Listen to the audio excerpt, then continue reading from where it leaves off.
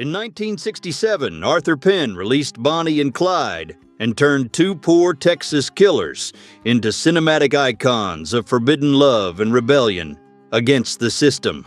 The world bought it. You probably bought it too. I'm going to destroy that myth, not with opinion, but with 21 documented facts that Hollywood knowingly left out. Fact 1. They never robbed the rich to give to the poor. A lot of people grew up hearing that Bonnie and Clyde were some kind of Depression-era Robin Hood. That's a lie.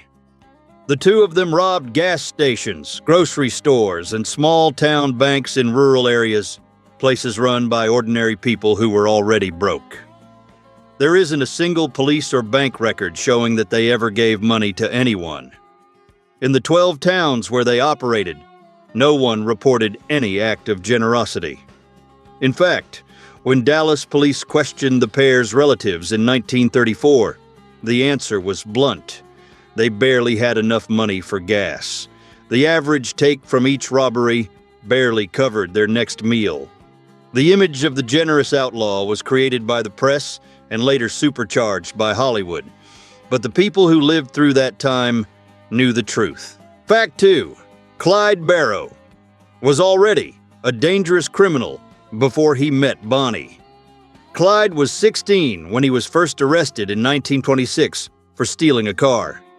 Over the next 4 years, he was locked up several times for theft and assault. But what really changed Clyde happened inside prison. At the Eastham Prison Farm in Texas between 1930 and 1932, he was repeatedly abused by an older inmate named Ed Crowder. Clyde dealt with it in the most brutal way possible. He killed Crowder with an iron pipe. That broke something inside him. People who studied the case later said that from that point on, Clyde swore to himself that he would never be taken alive again. When he got out of Eastham, he was no longer some small-time car thief. He was someone willing to kill without thinking twice. And Bonnie? She had not even entered the story yet. Fact 3. Bonnie Parker never shot anyone. Forget that scene in the 1967 movie where Bonnie is firing in every direction. In real life, that is not how it happened. Crime scene reports and statements from survivors all point the same way. Clyde and the other gang members were the ones pulling the trigger.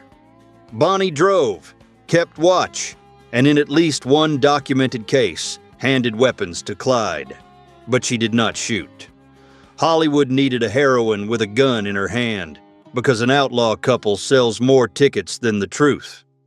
And the truth is that Bonnie was an accomplice, a co-defendant, and was neck-deep in all of it. But the image of the woman shooting side by side with her partner was something the movies made up. The justice system did not need her bullets to convict her. Just being there was already enough of a crime. Fact 4. They killed 13 people, most of them poor, rural cops. Groups like the Barker Karpus Gang or Dillinger had real structure. Bonnie and Clyde did not. They were two young people from Texas with stolen guns and a car that almost never had enough gas. Now pay attention to this number. 13 confirmed dead, and 9 of them were police officers.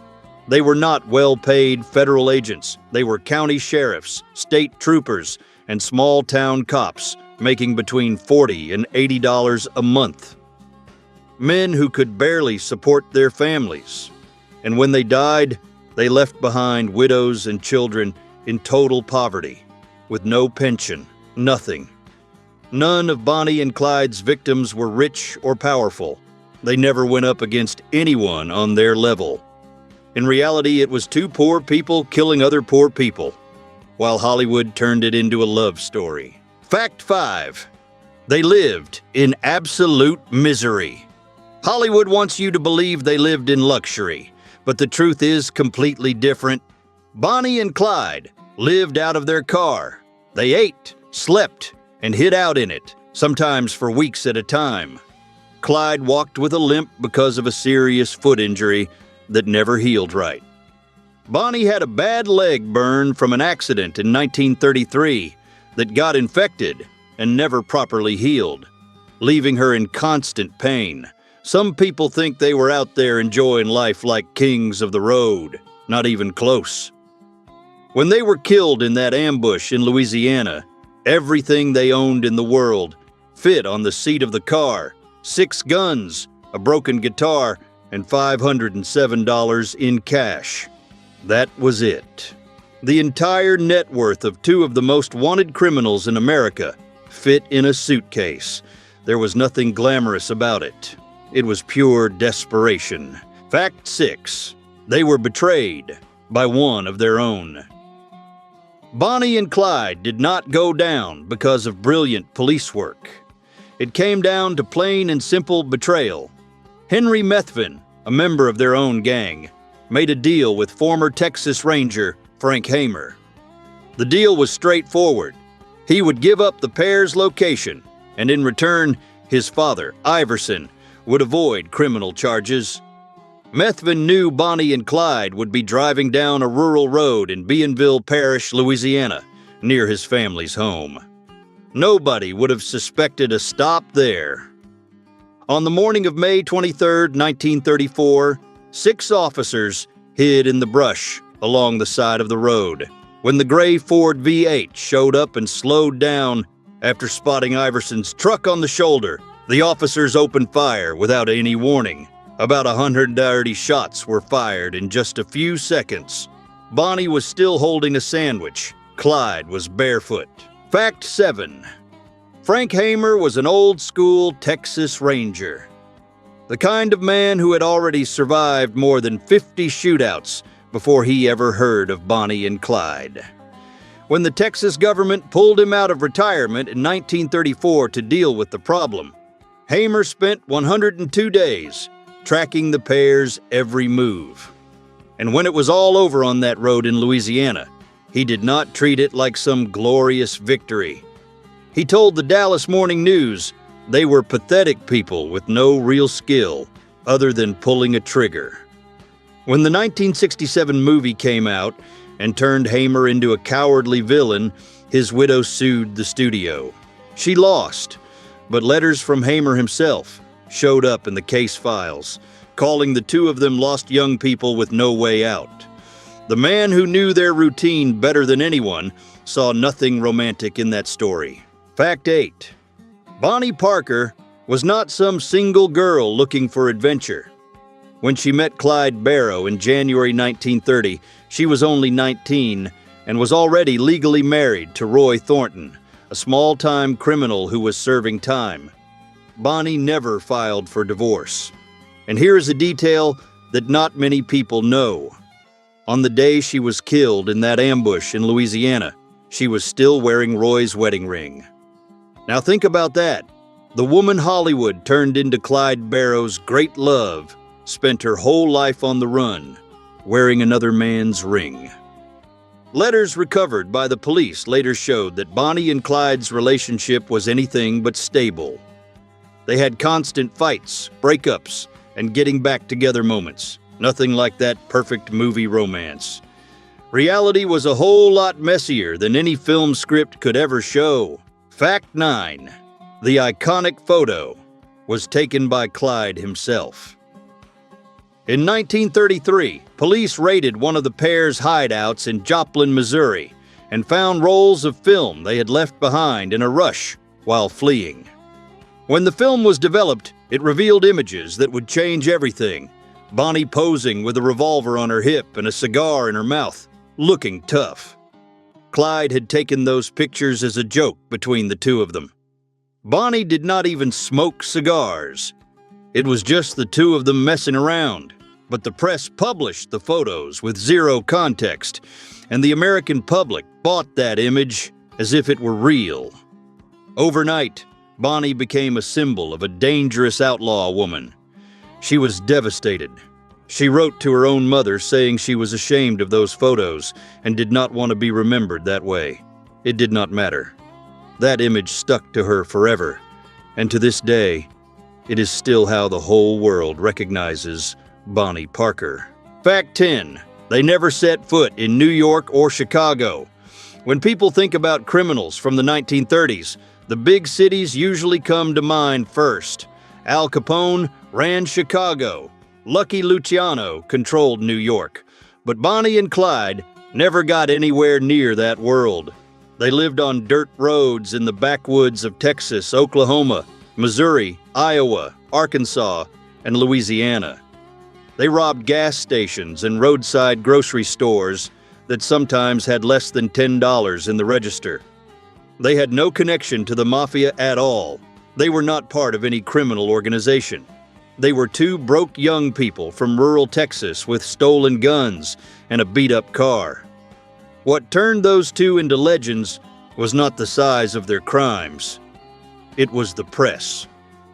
Newspapers at the time needed stories that would sell, and a young couple on the run from the law was the perfect script. Their fame was built by headlines, not by what they actually did. Fact 11. The Great Depression created them, but it did not justify them. In 1930, 1 out of every 4 Texans was out of work. Banks were foreclosing on farms every week. Families were sleeping in cars because they had nowhere else to go. In that kind of world, a poor young man like Clyde Barrow looked around and saw no way out. Historians agree that the misery of that time pushed a lot of people into crime. But understanding the context is one thing. Justifying it is another. Because along the way, 13 people were murdered. One of them was a 26-year-old police officer whose wife was pregnant. He was making $60 a month to support his family, and he was shot doing his job. The Great Depression explains how Bonnie and Clyde came to exist, but it does not erase the blood they left behind. Fact 12. Right in the middle of the Great Depression, American newspapers were falling apart. They needed stories that would sell, and nothing sold better than outlaws. The Dallas Morning News and the Kansas City Star, among others, noticed something. A young couple running from the police made bigger headlines than any politician. So they made a deliberate choice. Instead of showing Bonnie and Clyde for what they really were, criminals who left real victims behind, they built the story of a rebellious couple in love, taking on the system. Reporters interviewed families destroyed by their crimes, but those stories almost never made the front page. What sold was the romance, the adventure. The public, crushed by misery, wanted an escape, and the newspapers gave them exactly that. The modern Robin Hood legend was not born on the streets. It was born in newsrooms, by men who knew fiction sold better than fact. Fact 13. Inside Eastham, Clyde was not just another inmate trying to survive. Records from fellow cellmates show that he was already violent before any involvement with gangs or organized crime. He picked fights without anyone even bothering him, and it did not stop there. Clyde killed 2 prisoners while he was inside. The Ed Crowder case became well known, but there was a second killing that had no clear connection to self-defense. In the 1980s, criminal psychologists reviewed his history and came to a conclusion nobody wanted to hear. Clyde showed signs consistent with severe antisocial personality disorder. The system did not create that violence.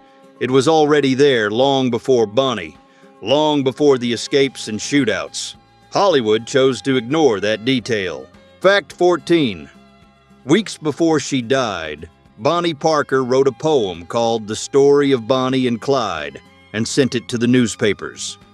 The final verse clearly says that the two of them would end up going down together in an ambush. She was 23 years old. The police had already seized notebooks and letters from her containing other poems. Bonnie had been writing since school and was a good student before she gave it all up for Clyde. Historians who studied those texts say she knew exactly how it was all going to end. She was under no illusion, and even so, she did not stop. Some researchers believe she no longer even wanted to be saved. That poem was not a cry for help.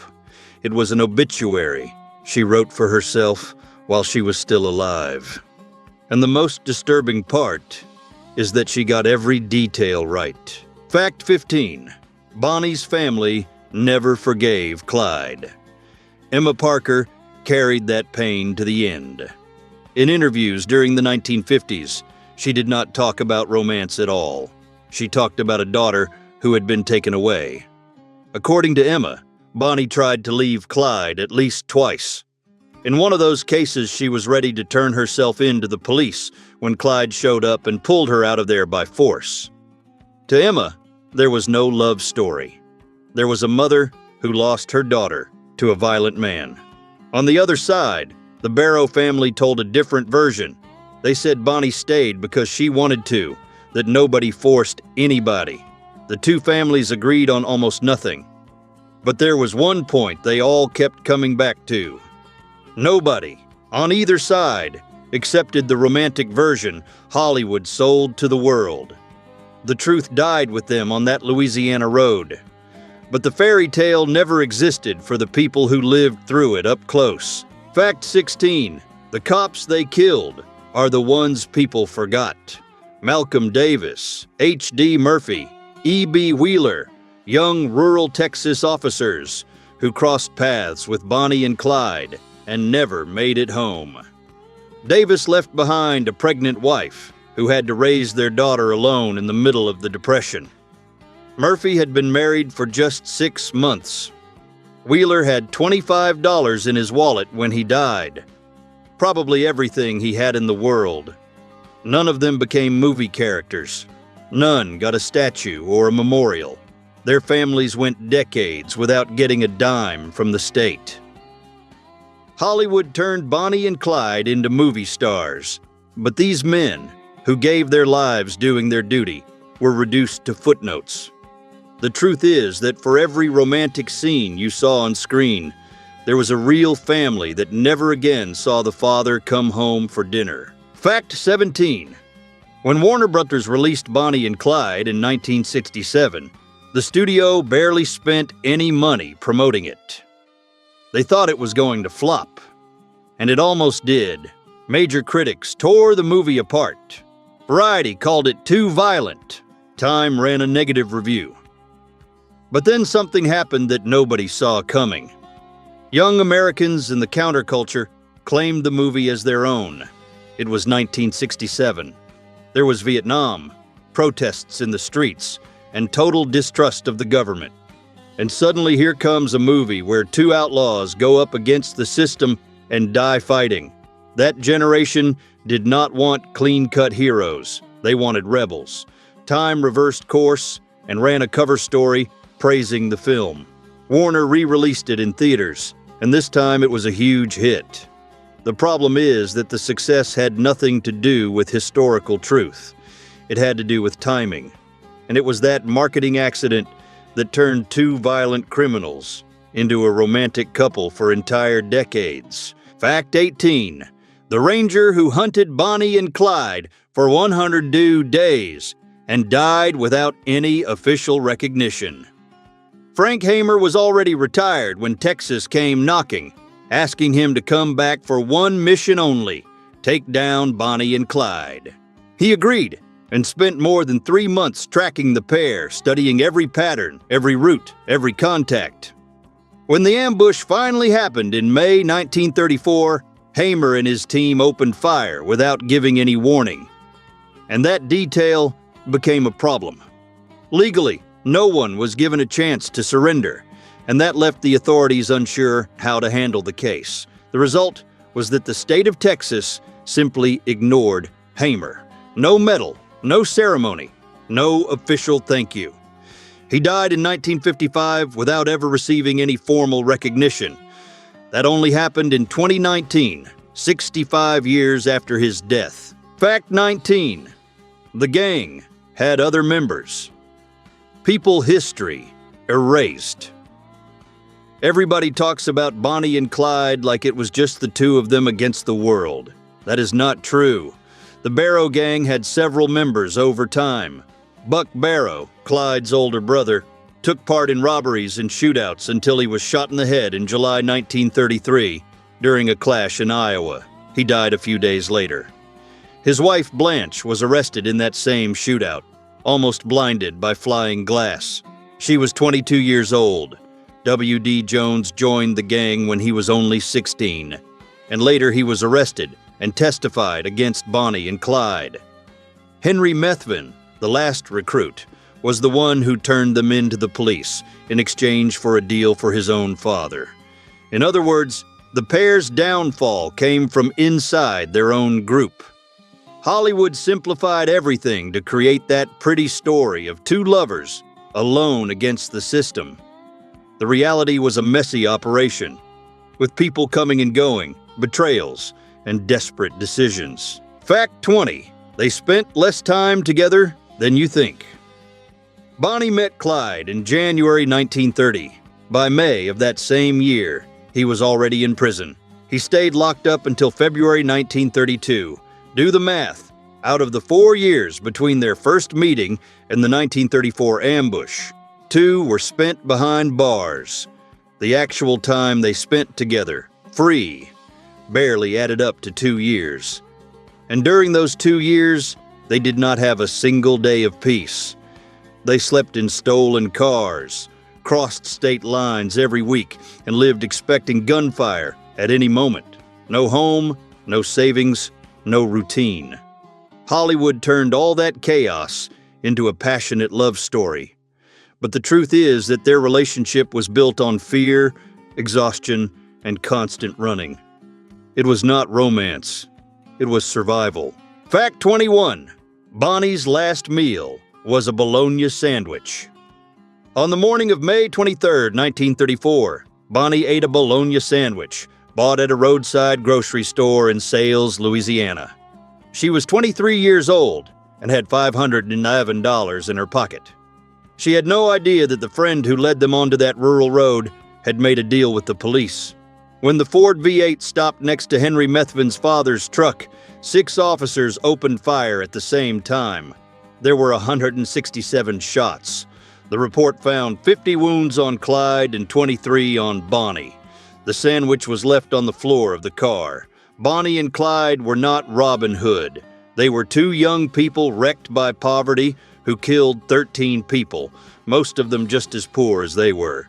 They became romantic symbols because the press in Hollywood needed heroes during the Depression and rebels in the 1960s. The real story is sadder and more human than the myth. And that is exactly why nobody tells it the right way.